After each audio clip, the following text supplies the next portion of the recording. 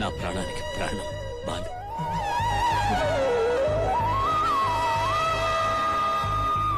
నా బాలు.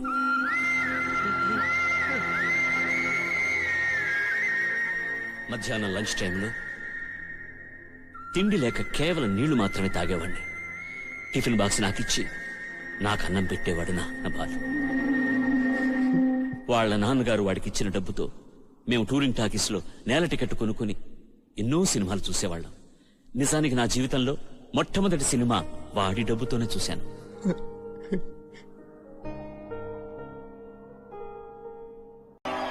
సాక్షాత్తు తల్లిదండ్రులతో సమానులైన ఉపాధ్యాయులకు, సోదర సోదరీమణులకు, పురప్రముఖులకు, ప్రియమైన చిన్నారులకు, నా ప్రాణం కన్నా ఎక్కువైన అభిమానులకు అందరికీ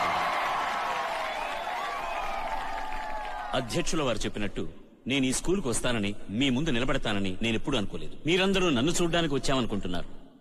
నిజానికి నేనే మిమ్మల్ని చూడ్డానికి వచ్చాను.